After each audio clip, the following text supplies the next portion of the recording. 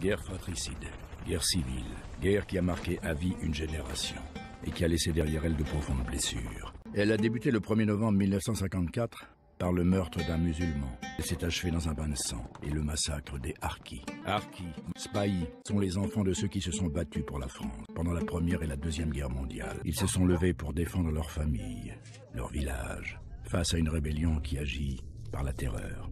L'abandon des Harkis par la France et leur massacre en 1962 reste la page la plus douloureuse de la guerre d'Algérie. Le nombre de morts serait voisin de 80 000, familles comprises. Le FLN va tuer bien davantage de musulmans algériens opposés à sa cause que d'Européens. Son but évident était de faire basculer la population musulmane dans son camp par tous les moyens, y compris la terreur.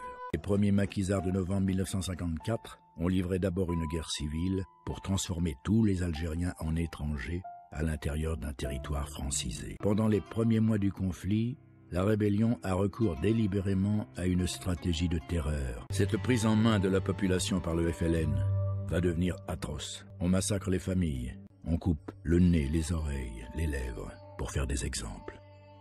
C'était la terreur. Et c'est le grand mal des Felaga du FLN.